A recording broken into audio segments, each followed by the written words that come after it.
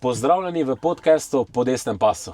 Danes lahko rečem, da je z mano težko kategornik Zdravko Počivalšek. Lepo zdrav. Lepo zdrav, nisem težko kategornik, ker hujšam, mislim, da bom... Politično. Da bom fit za finale. No, to je važno.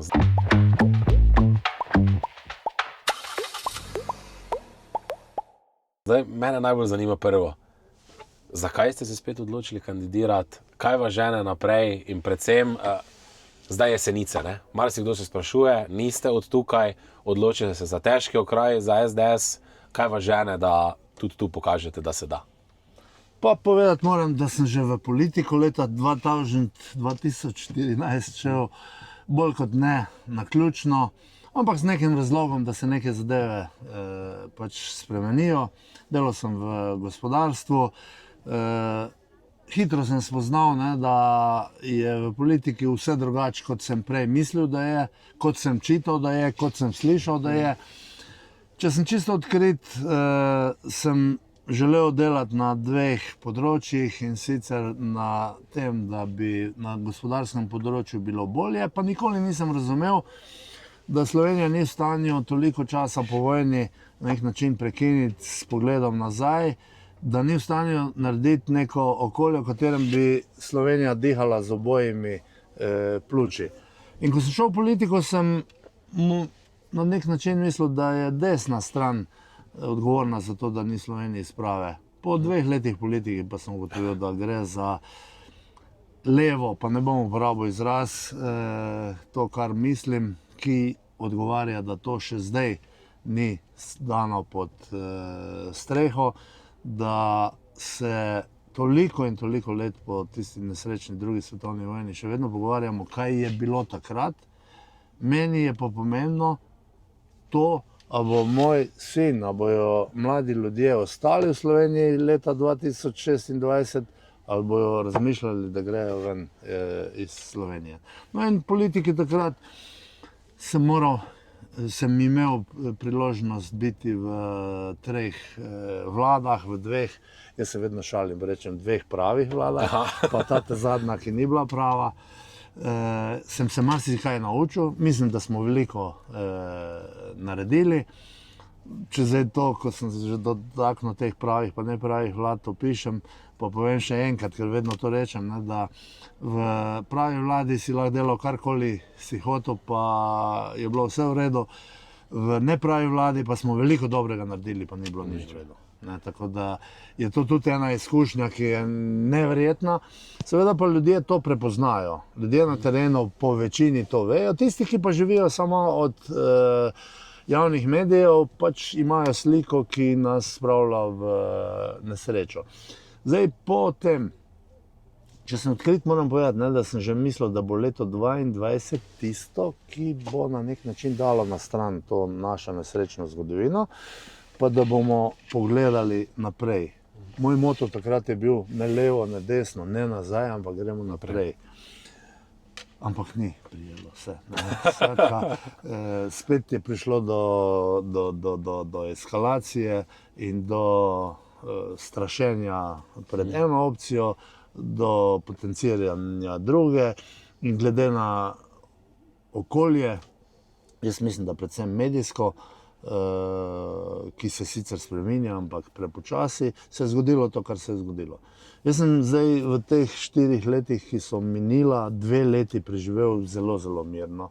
Užival v tem, da me ni potegnilo poslušati televizijo, gledati dnevnik, brati. 24 ur. Ukvarjal sem se z domačim okoljem, z družino.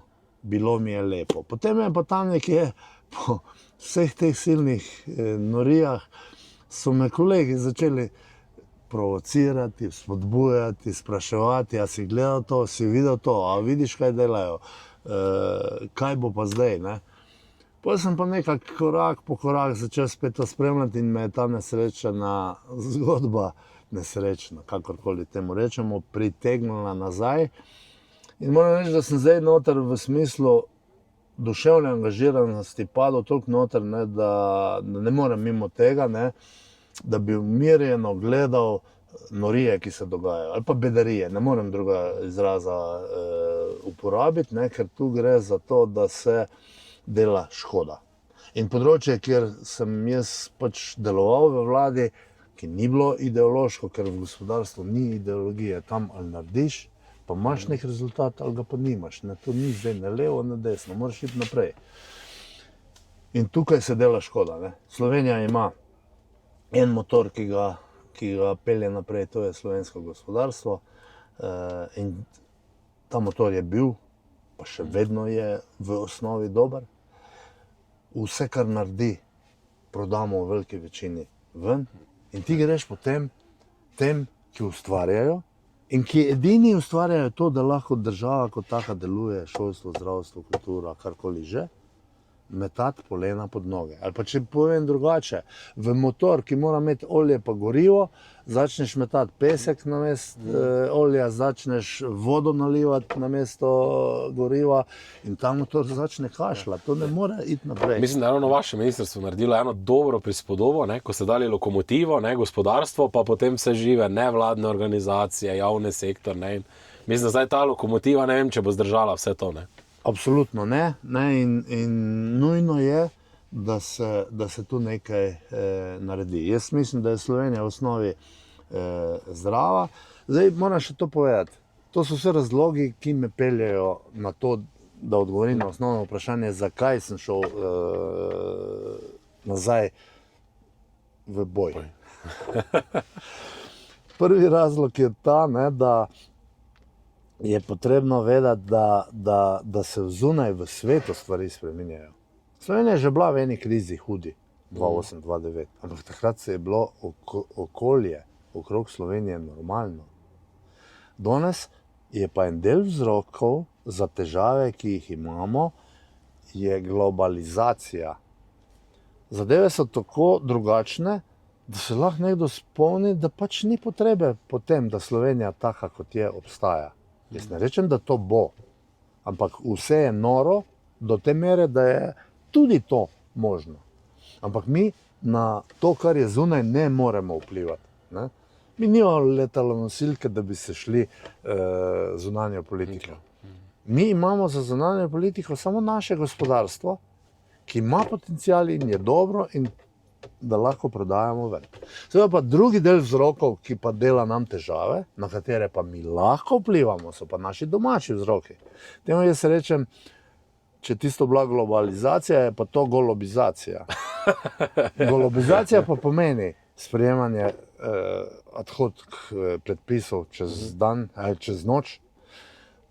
Spomniš se, narediš nekaj, poveš, kaj je in vse to gre v škodo gospodarstva. Neodzivnost slovenskega državnega sistema, uradniškega za potrebe gospodarstva. Da ne ponavljam vsega tega, kar govorijo gospodarstveniki. Davčna zakonodaja, ki mora iti v smeri tega, da bo spodbujala, da bo več podjetnikov, ki bodo davek plačevali pri istem davku. Ne da z višanjem davkov manjšamo število podjetnikov in poskušamo povečati vsote za to, da bomo pač državo lahko servisirali. Potem delamo to, da na leto pojemo, zadnji 2 leti uradno, 2 milijardi več, kot naredimo. Ampak ne gre za to, da mi nekaj investiramo, ne, daš infrastrukturo ali pa karkoli že, pa tisto nekaj vrne. Mi to pojemo. Mi to pojemo za stroške, za obljube, ki smo jih dali. Glejte, to so norije, ki peljejo v to, da je slovensko gospodarstvo danes v slabi kondiciji. In to dokazujejo 3 pokazalci. Prvi, produktivnost pada. Mi smo bili že na 82% evropskega, na 84% povprečjih evropskega povprečja, smo padli nazaj. Razlika med nami in Avstrijci v produktivnosti se veča, pa smo jo prej manjšali. Razlika med nami in južnimi našimi sosedi se manjša, pa je bila prej večja. To pomeni, da mi, po slovensko povedati, stopicamo na mestu, okolica pa teče hitreje kot mi. Drugi pokazalec, ki je naša gospodarska rast je šibka, je pod 1%. Ne? Če malo se tega dotaknem, mi smo 2008 padli. Mi smo šele 2017 prišli na ravn pred krizo takrat. Drugi so vsi hitreje to naredili. Pa smo potem z uravnoteženo finančno politiko, ki jo je vodil takratni minister Dušan Mramor, to vedno znova povem. Zakaj? Zato, ker je takrat bilo najbolj strogo pravilo. Toliko smo ustvarili, toliko lahko potrošimo. In niti enega evra več. In to je ustvarilo pogoje, ki so omogočili, da smo potem rasli 3, pa 5% in zadevo zaključili leta 2021 z 8,2% gospodarsko rastjo, kar je bilo po OECD-ju prepoznano kot drugo najboljše menedžiranje COVID krize za Dansko v Evropski uniji. Torej, to je drugi razlog. Zdaj boste slišali od vladajočih, ne, da je naša gospodarska rast taka kot nemška. Drži.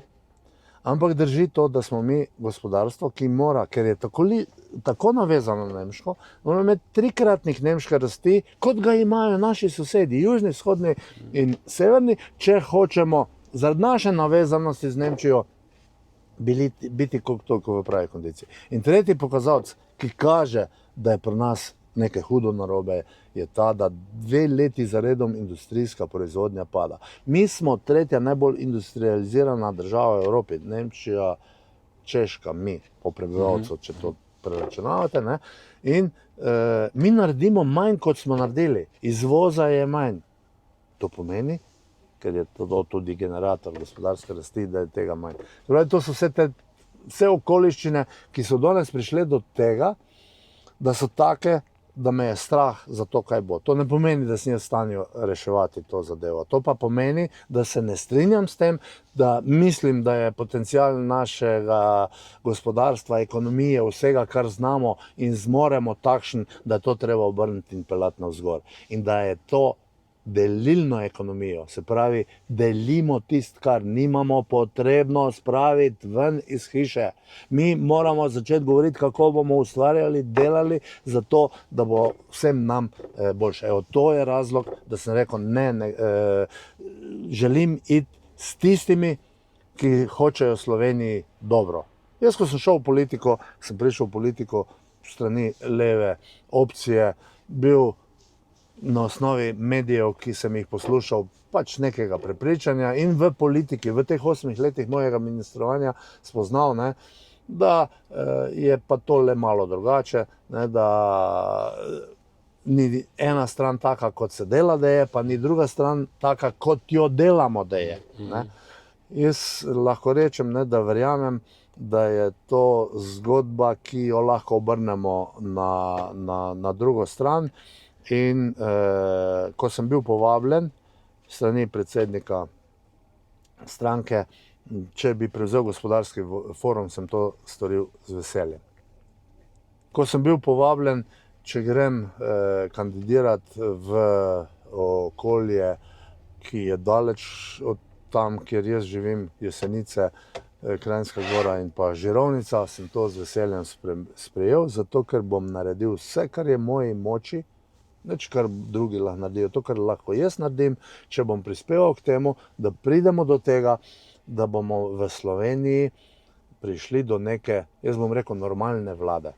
Mi rabimo normalnost, ki nas bo peljala naprej. Za mene je pa garancija te normalnosti stranka SDS, Slovenska demokratska stranka. Zdaj si res dal obširen odgovor, ne? Jaz verjamem, da tudi naši gledalci zdaj res vidijo. Ne? Čutil sem tak in to sem imel na duši, da povem. Zato, ker bo marsikdo rekel, veste, dol pri meni doma ali pa tam okoli vejo, na kak način funkcioniram, kaj sem do zdaj delal, ko prijem v Ljubljano, prej sem bil v redu, potem sem šel v to vlado, zdaj sem fašist, jaz sem pa še kar isti, taki, ko sem bil, ko sta me mama bata vzgojila, da moram najprej narediti nekaj, potem pa lahko trošim. To je moj moto. Ja. Zdaj 8 let si bil ne z različnimi premijeji, ne? Zato, ko sem se pogovarjal z Gregorom Peričem, ne, ko je takrat bil v času Janševe vlade, ne, pa na začetku Šarčeve, ne, rekel, čist drugačno okolje. Ko sem naenkrat od super vlade, ki so nas mediji kovali, smo prišli do pritiskov, tudi ti si bil po mojem več na sodišču kot doma, tudi v teh letih. Mislim, da ko ste reševali COVID krizo, so ti nagajali, kje je bilo možno. Kak je to občutek? Mene to zanima kako se s tem spodpadeš, ker tudi ko sem Gregora vprašal, kakšni so to pritiski, rekel pa, Luka, ne znaš se predstavljati. Ja, zdaj, z te distance je to zanimivo. In je tudi z lahkoto opisati. Ampak najprej tisti tak bolj zanimiv pa lep del. Jaz sem bil v 3 vladah, vladi, ki jo vodil dr. Miro Cerar, Marjan Šarec in zdaj na koncu Janez Janša. To sem tudi že večkrat povedal, tako da se ponavljam. V vladi dr. Mira Cerarja smo veliko govorili, pa tudi nekaj naredili. To povem vedno. Jaz imam do njega pač pozitiven odnos. Treba je priznati, da smo takrat na nek način tisto negativno zgodbo slovensko obrnili in naredili neko dobro osnovo, da so zadeve šle naprej. Lepe spomine imam na sodelovanje z finančnim ministrom dr. Dušanom Mramorjem, s katerim smo bila takrat sicer na bojni nogi, ampak z distance pogledano in tudi takrat pogledano je politika, ki jo je on zagovarjal in tudi na nek način dosegel, da smo jo peljali, bila edina pravilna. Se pravi, uravnoteženost, kaj narediš, pa kaj potrošiš, ob tem, da se ustvarjajo pogoji, da lahko rasteš. Dam to na stran. Se pravi, veliko govorili, nekaj tudi naredili. V Šarčevi vladi bom porabil samo zelo kratek opis. Nič govorili, pa nič naredili. V vladi zadnji, z vsemi težavami, covidom in tem, smo pa malo govorili, pa veliko naredili. Tako da to je na nek način meni ena velika šola, s katero sem naredil tudi nek napredek na tem življenjskem področju, da sem pač prišel do resnice, do tistih ozadij, ki jih prej nisem poznal.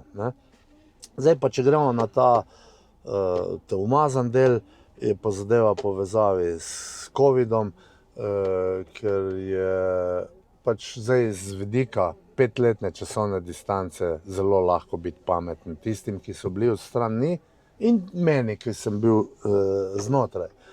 Ampak dejstvo je, da je bila vojna, da mi na vladi tudi nismo vedeli, koliko je to nevarno, koliko ne. Na meni je bilo katastrofično, ko sem se peljal od doma v Olimiju do vlade v Ljubljani po avtocesti samcat. Imam rekord v času, koliko rabiš od Olimija do Ljubljane, do ministrstva. Ampak ne zato, ker smo hitro peljali, zato, ker ni bilo nikjer dobenega. In to so bili časi, ko nismo imeli ničesar. In jaz sem kot minister za gospodarstvo, bom uporabil izraz, fasal odločitev, da moramo mi zagotoviti zaščitno opremo. Ali pa če hočete z lepšimi besedami, da smo postali odgovorni za to po sklepu vlade. Ne zato, ko bi si to želeli. Zdaj, zakaj je bilo to? Lahko rečem, zato, ker so pač ocenili, da zdravstveno ministrstvo ali ministrstvo za zdravje ni v stanju nič okoli tega narediti in mi smo bili edini tisti, ki operativni, da to zadevo naredimo. Tu se pa začnejo potem težave. Težave se začnejo v tem, da bi službe, ki so v svetu pomagale in delale za države, delale in pomagale, da se to naredi, naša služba, moram razmisliti, če jo sploh lahko imenujem, pa je ne bom še zaenkrat, je pa nas spremljala in kontrolirala, ne pa da bi nam pomagala pri teh zadevah. In če zdaj to na hitro povem, 13. marca 2020 je vlada zaprisegla. Bom še pol nekaj drugega povedal. 30. junija pa sem imel hišno preiskavo. Ta moja kalvarija,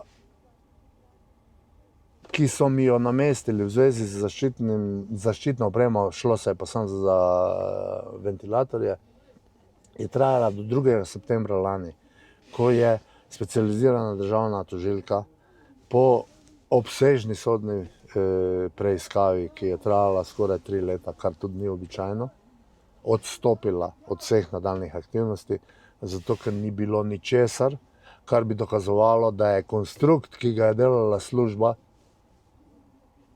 držal.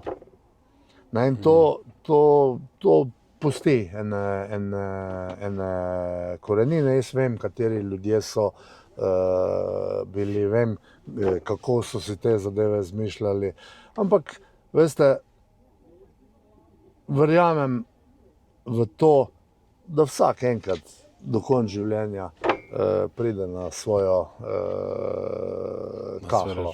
Pa se jaz z nobenim od teh smeti ne mislim v življenju naprej ukvarjati. Življenje pol se postavi na svoje mesto in vsak je svoje sreče kovač. Zdaj, če še enkrat obrnem, politika mi je dala vse, vzela mi je vse, ampak mi je dala vse. Tako da je to ena izkušnja, na katero sem pa ponosen za to, tudi to lahko rečem, ne. Jaz mislim, da bi še zdaj bil zablojen, če ne bi te izkušnje dobil in skozi politiko ugotovil, da ni skoraj nič tak, kot nam na dnevni liniji prikazujejo skozi javne medije. Da nekaj ne štima, sem vedel že prej. Da je pa to tako zablojeno, pa sem spoznal šele v politiki. In nikoli ni prepozno, da pač človek obračuna sam s sabo in vidi, kam je treba iti naprej. Ja, ne, jaz moram reči, da tako, tudi ko si zdaj povedal, ne, ko se jaz spomnim to ministrovanje, ne, pa vlade prejšnje, ne, mislim, da pozabljamo, da ste vi, pa predsednik, ne, pa marsikdo nastavljali glavo takrat, ne, ko noben niti ni s palcev upal iti, ne. To so pri športu včasih rekli, ne, da greš z glavo pod kopačko, ne, kamer, tako z drugi z nogo nočejo, ne, in jaz mislim, da se to malo kdo zaveda, ne, koliko je tu odrekanj, pa koliko ljudi se je tudi takrat rešilo, ne, ker če bi takrat Marjan Šarec to vodil, pa mislim, da je tudi pametno takoj vrgel puško v koruzo pa šel, ne, me prav zanima, kako bi Slovenija izgledala. Tole sem mislil še povedati, ne, zdajle si me spomnil, ne. Jaz sem kmalu potem, ko sem ugotovil, ko sem postal predsednik stranke Konkretno, to je bilo tam nekje septembra, oktobra 2019, ne kmalu, na prvi seji koalicije ugotovil, da bo ta zgodba razpadla. Mi v Konkretno smo bili, takrat že Konkretno smo bili konstruktivni, bili smo tudi prej kot SMC konstruktivni, del tiste Šarčeve vlade, ampak to ljudje boljše, da ne vejo, kako je izgledalo, zato ker bi bilo strah, če bi videli to sliko od znotraj. Mi smo se že takrat začeli pripravljati na volitve sicer. Bil sem presenečen, ne, ko je Šarec, mislim, da je bil to zadnji ponedeljek v januarju 2020 odstopil, ne. Ugotovil sem, takrat sem gledal televizijo in sem videl, da je izjavil, da se z mano dogovoril, da gremo na volitve, ne. To je ena večjih laži, ki se mi, politike ogromno laži, ne. Ampak to je za mene kronska laž, ki sem jo slišal, nikdar slišal to, po televiziji to videl, ne. In ko sem ugotovil, ne, da je namen tega odstopa to, da se z novimi volitvami pride do tega, da se še tistih 10 poslancev, takrat smo imeli namreč sliko, da je SDS imel 26 poslancev, Šarčeva lista, kakorkoli se je že imenovala, imela 13, SD je imel 10, pa mi najprej SMC, potem Konkretno smo imeli 10, ne. In to je bila zgodba namenjena temu, da bi se še teh 10 SMC-ovcev, Konkretnovcev preselilo v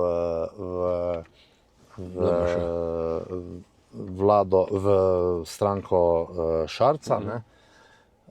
Ko smo ugotovili nekateri v naši stranki, ne, da smo pač potrošno blago, ne, pa ne zato, da bi želeli še naprej biti, ne, smo se odločili pač, da ne bo to ozadje o tem odločalo In ker se je COVID že začel in smo ocenili, da je to pa neresno iti na volitve, pri tem, ko nimamo ničesar za delovanje sistema, da je to sabotaža, če hočete. Ne vem, nimam besed, da bi to opisal, ne? Smo se odločili, da treba ravnati odgovorno in smo se sedli skupaj z stranko upokojencev, z NSI-jem in SDS-om in to vlado naredili v februarju 2020. Na 4 sestankih v parlamentu, nikjer drugje se nismo dobivali, ko se drugi dobivajo. Vse zgodbe, ki smo jih imeli za narediti, smo naredili v državnem zboru, se dogovorili in vlada je potem 13.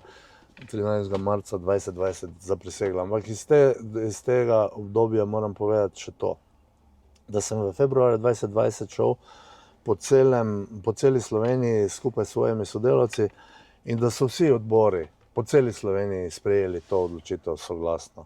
Tako da potem poslušam, da smo mi neke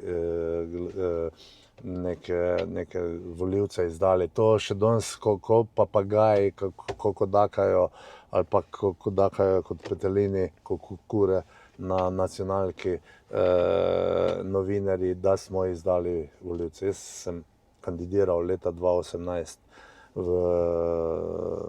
Sedmici, v Šmarju. Sem ponosen na rezultat, ki je bil enkrat večji od drugega za mano v tej stranki, vključno s prejšnjim predsednikom stranke. Jaz sem izpolnil vse tisto, kar sem mojim volivcem takrat SMC-ja v Sloveniji in v Šmarju dal. Če pa kdo komu, kdaj, kje, na kakih seansah odzadaj, pri kakih zgodbah obljublja, to jaz zato ne vem, jaz nisem bil tam zraven. Jaz sem izpolnjeval obljube do volivcev. No, ampak da grem še naprej. Ko smo obdelali celo Slovenijo, so bili vsi za to, da gremo to zgodbo, vendar sem dobil opozorila, to pa lahko povem, ne, da če bom to naredil, da me bodo zaprli. Da sem rekel, mene bodo zaprli. Ja nimam nič, skratka, ni mi bilo pojmljivo. Ampak se je zgodilo, niso me zaprli, ampak 13. marca smo zaprisegli, 30. junija pa se je začela moja borba, ki se je končala 30. junija 2020, ki se je končala 2. septembra 2025.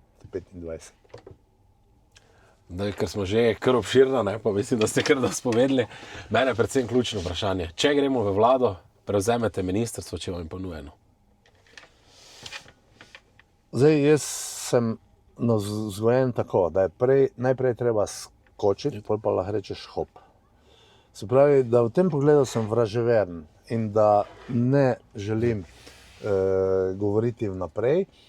Seveda pa je to hipotetično vprašanje, na katerega bom odgovoril ob tem, da sem povedal prej, da se zavedam, da je treba najprej nekaj narediti in da ne morem naprej govoriti. Odgovor je da, ob 3 pogojih. Da vemo, kaj bomo naredili, da vemo, kdaj bomo to naredili in da vemo, s kom bomo to naredili. In lahko vas potolažim, ne? Naredili smo načrt, kaj bomo naredili. Vemo, kdaj bomo kaj od tega, kar smo naredili, načrt naredili. In imamo kadrovski načrt, s kom bomo to naredili. Zdaj pa še eno vprašanje. Joč Pecečnik pravi, da vlada dela izredno dobro in da je to ena najboljših vlad. Ja, razmišljal sem, kaj to pomeni, kar je povedal. Pa bom na prvo rekel, ne. There is no free lunch. Ni zastonj kosila. Očitno, nažalost. Jaz sem pač z njimi imel kar nekaj trdih, ampak v glavnem pozitivnih izkušenj. Tudi zdaj v nekem obdobju sem ga poslušal, pa sva nekaj besed izmenjala, je bil konkreten, korekten. Tole zdaj pa moram reči, da če je tako mislil, in verjetno je, ne, je pač neko ozadje in bojim se, ne, da je s tem zabil žebelj v krsto SBC-ju zato ker bo še druga polovica članov odšla. Prva polovica je po tem svadbovanju imela težave s tem klubom. Zdaj pa moram reči, da res ne vem, na kaj misli. To je pa na drugi strani ključni razlog, da sem se jaz odločil, da se spet politično začnem zaganjati nekam naprej. Ja, pa se 3 leta pa pol šimfa vlado, ne, govori, kaj je vse narobe, govori to, zdaj pa lepo pred 2 meseca pred volitvami, pa ta vlada je nekaj najboljšega, ne, mislim. Sam ve, očitno pa gre za neke razloge, ki jih mi mislimo, da vemo, no, ampak bo čas pokazal. Jaz mislim, da tu pa zdaj moramo končati, ne? Da vemo, kako bomo naredili in predvsem, da zmagamo te volitve. Zdaj še enkrat hvala, da ste bili naš gost, pa na zmago. Ne? Ajde, gremo naprej. To bi pa košarkaško takole rekel, ne? Tako daremo, pa Pa do, pa. Tak.